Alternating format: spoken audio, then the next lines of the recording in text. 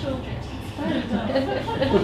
I know, and that turned away, because they're teenagers now, and they're emerging. It was a very gloomy day on the Goyt Valley, and they had walked for about 3 hours, and they weren't very happy about it. And so one of my children is disabled, the other one isn't. Oh, they're emerging now. And one of them kind of fits into the education system, and the other one doesn't. The other one is that metaphorical square peg in a round hole. And I've spent the last 11 years trying to fight for his inclusion in schools, but try as I might, I haven't been able to shift people away from thinking that what you do with square pegs and round holes is you bash them. You try and make them fit that hole. The hole, the schools don't have to change, you just have to change the child. And at times it has literally been a case of bashing him, I think. But now I work as a research fellow at Manchester Metropolitan University, and I'm going to do something very brave now and tell you that my job title is as Research Fellow in Disability Studies and Psychology. Recovery. I'm very lucky to work in a department where I work with a lot of people who describe themselves as critical or really recovering psychologists, so I'm not your usual psychologist. And I do happen to know there's another one in the room, but I won't name and shame her just now. And so I am Dr. Katherine Runswick-Cole, and that seems very strange to me, even now when I see my name up. Although Alan, I sat down and as Carolyn got up, he said, I had you down for the doctor, so I don't know how he could tell. It must have been the TARDIS in the car park or something, but I'm a doctor. And the reason I did my PhD, which was about parents' experiences of the Special Educational Needs and Disability Tribunal, was because we nearly went there ourselves. I know I could sit down next to anybody here and you'd have your own story, which in a room like this kind of seems ordinary, but it seems amazing to me that people go to judicial review, tribunals, and they sort of talk about it as if it's an ordinary run-of-the-mill thing that maybe for many of us here it is. But one of the things I thought when I was doing my PhD and I was sitting in those review meetings in a great big circle of 15 people, and they'd say, you know, the speech and language therapist, the paediatrician, and they'd get to me and they'd say, and mum, and I thought, when I get my PhD, I will correct them in those meetings and I will make them call me Dr. Runswick-Cole. But what I learned in doing my PhD was that I didn't need to do that, because I'm mum, and that makes me, all of you, actually we, Joe, are the experts. And that's the only title I need. That's where I get my status from. It's being William's mother in those meetings. So I'm going to tell you a little bit about some of the stories that I've got from the research that I've done. I've worked on a project where we were looking at the lives of disabled children in light of all the changes under the Blair government. And I'm currently working on a project with Scope where we're looking at resilience in the lives of disabled people. So you'll hear some stories from there.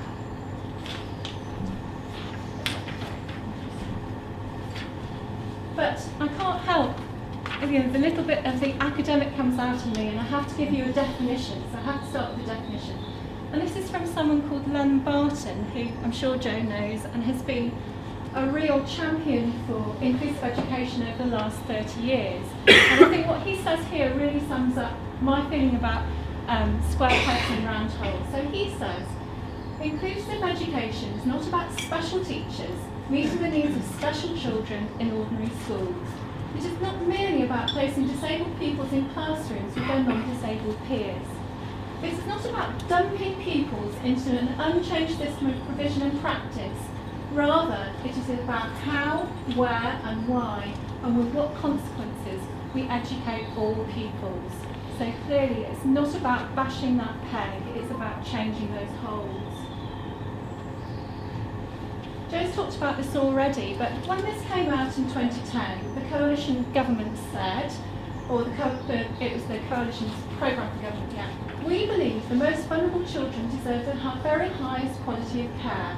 We will improve diagnostic assessment for school children, prevent the unnecessary closure of special schools, and remove the bias towards inclusion. And I have to say, I genuinely thought, are you joking? Is this some kind of very poor taste joke? because my son's been in mainstream education by that time, for about 8 years, and I had never, ever felt that there'd been a bias towards inclusion. Quite the opposite. It seemed a nonsense to me. Now, you can see why people might think there's been a bias towards inclusion. And this chap called Stephen Wall has talked about policy overload. So that inclusion there is in the policy, comes up again and again and again and again. But the policy agenda never really channeled the idea that inclusion is about changing children and not schools. And Jo talked about that thing about the child can't be there if they adversely affect the education of the other children. And while that's in the SEN Code of Practice, that to me completely undermines the notion of an inclusive education system. And we've heard some very moving stories this morning already about poor practice in terms of inclusion. And I'm afraid I've got some more, but these parents and children's stories really illustrate the situation as it is now and show the nonsense of the claim that there is a bias towards inclusion. Tina says, at the junior school, they kept her in to learn spellings and things, which she was never ever going to learn. And they just wouldn't, they said, well, that's our policy. That's what he has to do. Even if he won't benefit, we admit he won't benefit from it, but there's nothing we can do because that is what we do. They just wouldn't change. It's that example of you wanted to be included, so you have to do what everybody else does, even if it's complete nonsense. I do get involved in annual review of the Statement of Special Educational Needs meetings, but it's hard to say when you're not happy with things. This is a young person. And they tend to have more meetings about me than with me. At the last review, there was some person on the list I didn't even know, the reviewing officer or some woman. I do join in, but they ask me what I would like to say, but their stuff comes first and then they ask me. I think I've never been in an annual review process or meeting where I felt that William's concerns and his issues and his questions have been at the heart of that process. I've never been able to get them to shift, to look at the meeting from his point of view. Why can't it be with the people that he wants to be in that meeting? Why can't it be where he would like it to be in that meeting? Why do we always have to go to that room that he never ever goes to? That really strange room with people sitting in seats that he doesn't even know who they are. So I'd really like to see change there. That's if you invite them in. Yeah, exactly. Or at least when he isn't go in. Yeah. So here's another example of inclusion. So the disabled children have to stay in the same area of the playground. There's a sort of outside area at the back of the school, sort of shaped like a triangle. And so they're allowed in that bit, but everybody else is allowed outside the triangle, if you like. So this is just awful. There's a very good inclusive policy at my son's school. But there's this room they all go into. This is at lunchtime. And I mean, my son, he calls it room 101, but it's not room 1. It's room 134 or something. He says, it's all right, Mum. The disabled children all go in room 101. I mean, the school can say, oh yes, we have so many percent of our young people who have special educational needs. However, my son said, yeah, but they're not in the yard messing about. They're whisked off at dinner time by their personal assistants. And they're in room 101.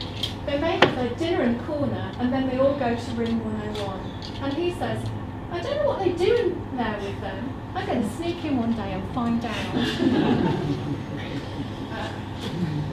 And then this is really, really worrying. We had a focus group with a group of teachers, and I think that somebody was very honest in telling this story. One teacher told us that she was working in a school where they had been inspected by Ofsted, the school inspection body in England, and the inspection had gone badly. The inspectors were wavering about whether to put the school in special measures, in other words, to label the school as a failing school.